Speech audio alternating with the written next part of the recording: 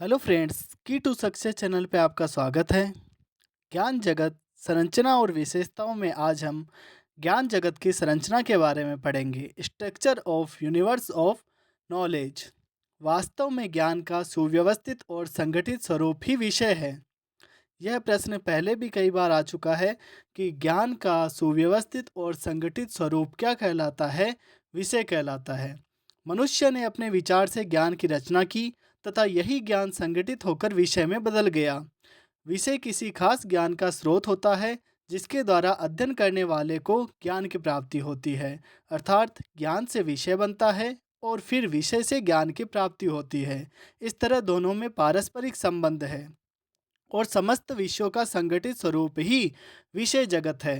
Doctor S R Ranganathan ने ज्ञान जगत और विषय जगत को एक ही माना है।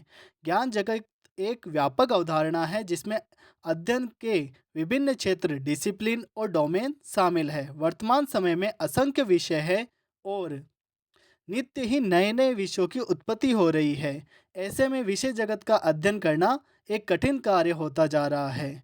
वर्गाचार्यों ने ज्ञान एवं विषय जगत की संरचना को कई तरह से स्पष्ट किया है। उन आधारों पर हम विषय जगत की संरचना को मुख्यतः तीन भागों में बांट सकते हैं। द्विविभाजन।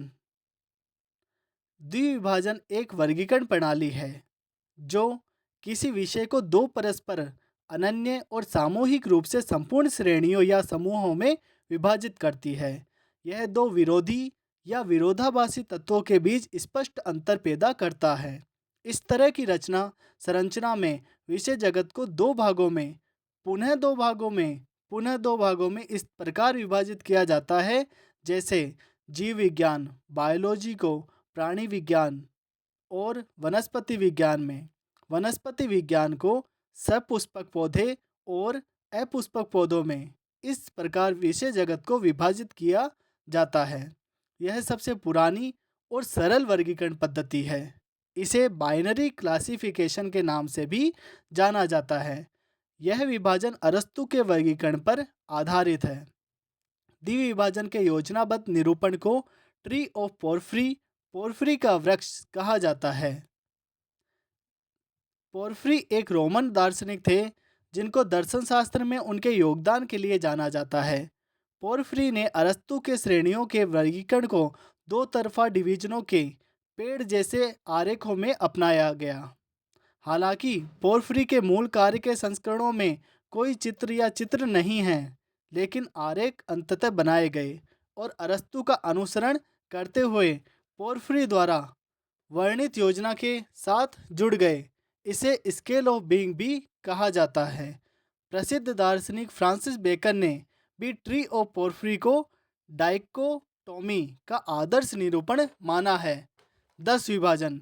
डेकाकोटोमी 10 विभाजन एक वर्गीकरण प्रणाली है जो किसी विषय को 10 अलग अलग श्रेणियों या समूहों में विभाजित करती है। यह द्विविभाजन के समान संरचना का अनुसरण करता है, लेकिन विभाजनों की संख्या को 2 से बढ़ाकर 10 कर देता है।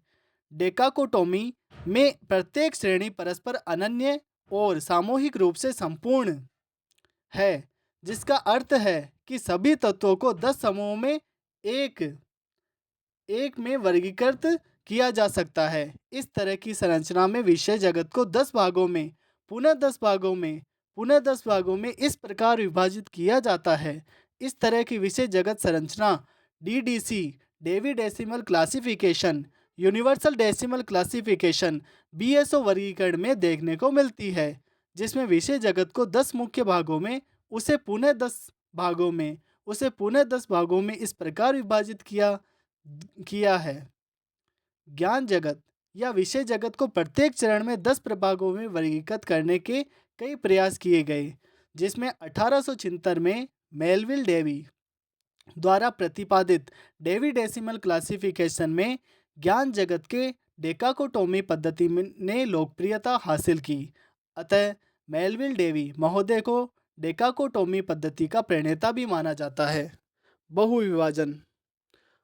पोलिकोटोमी एक वर्गीकरण प्रणाली है जो किसी विषय के भीतर कई प्रभागों या श्रेणियों की अनुमति देती है।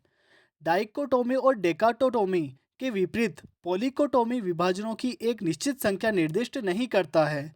यह किसी विषय को कई श्रेणियों में वर्गीकृत करने की अनुमति देता है, जो वर्गीकरण के विशिष्ट संदर्भ या उद्देश्य के आधार पर संख्या और सामग्री में भिन्न हो सकते हैं। इस तरह की संरचना में विषय जगत को अनेक मुख्य भागों में विभाजित किया जाता है। बहुविभाजन संरचना का प्रयोग कोलन क्लासिफिकेशन, एलसीसी और सब्जेक्ट क्लासिफिकेशन और एक्सपेंसिव क्लासिफिकेशन में किया गया है, जिसमें ज्ञान जगत को कई मुख्य भागों में विभाजित किया गया है। सर्वप्रथम एक्सपेंसिव क्लासिफिकेशन में पॉलीकोटोमी का प्रयोग किया गया था, जिसके प्रणेता सीए कट्टर थे और इस कारण उनको पॉलीकोटोमी पद्धति का प्रणेता भी माना जाता है। डॉक्टर एस आर रंगानाथन ने ज्ञान जगत की संरचना और विकास को वटवृक्ष की तरह माना है और अपनी वर्गीकरण पद्धति कोलन क्लासिफिकेशन में इसका प्रयोग किया है।